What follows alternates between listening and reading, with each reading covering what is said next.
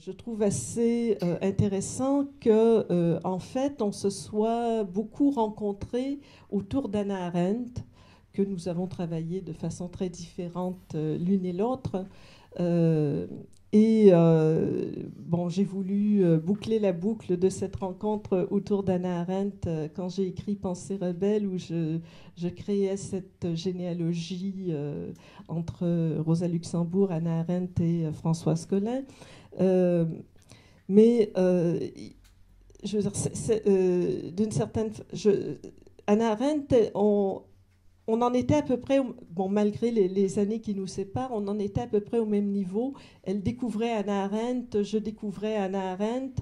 Bon, elle découvrait Hannah Arendt forte de ses expériences d'écrivaine, de philosophe et de féministe. Je découvrais Hannah Arendt plutôt comme politologue et comme féministe. Donc on avait des angles d'entrée chez Hannah Arendt assez diversifiés.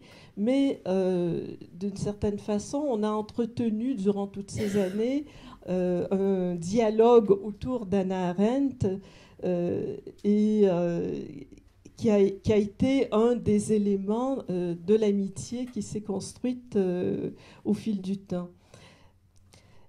Et pour illustrer la deuxième mouture des cahiers du Griffe, j'ai choisi un extrait de la reprise des cahiers. Bon, il y avait eu un colloque où certaines personnes avaient assisté, entre autres Auricelle, je pense que tu étais là, pour un peu reprendre la publication des cahiers. Et dans ce colloque, elle a essayé de dénouer des questions qui étaient posées dans le texte Au revoir sur comment être à la fois une force collective sans gommer la singularité de chacune à l'intérieur du collectif.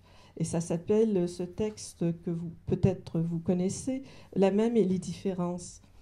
Et j'aurai quelques petits extraits à lire de ça et je vais conclure sur ça, même si j'avais prévu une élaboration plus intellectuelle du même sujet.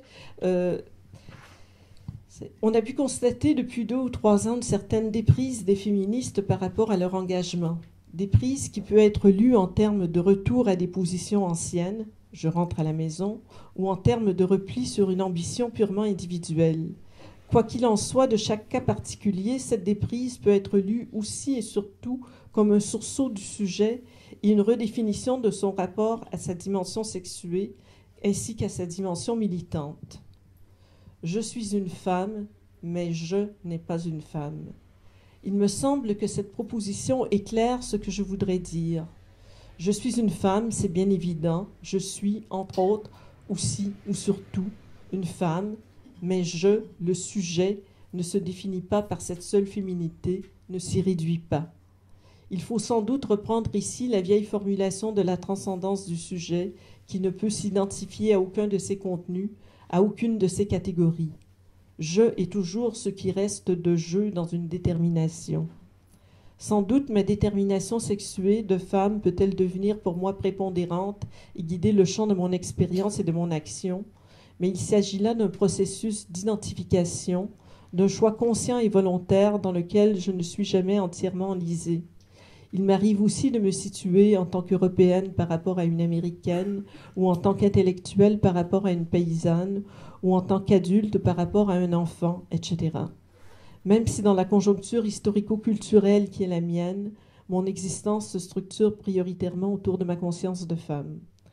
Ce que beaucoup qui avaient été enivrés par leur identité collective de femme reconstituent par cette déprise, c'est une sorte de liberté par rapport à leur condition de femme, posée dès lors comme un engagement et non comme un pur et simple destin.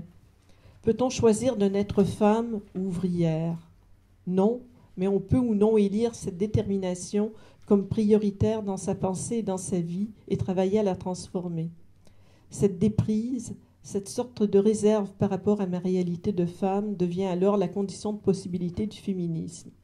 Cette déprise, cette réserve est l'espace de repli nécessaire, la case vide en quelque sorte, sans laquelle aucune communication ne peut être vécue, ni pensée, nouvelle interprétation au 2e degré d'une chambre à soi, la différence s'installe au cœur même de l'être femme. Transcendance, ou si l'on préfère, supplément du sujet par rapport au militantisme, qui sans cela réduit la vie à une guerre et tous les rapports humains à la stratégie. Mais supplément du sujet également par rapport à une condition de femme dans laquelle il ne s'épuise pas, même s'il en est tout entier imprégné. Je vous remercie.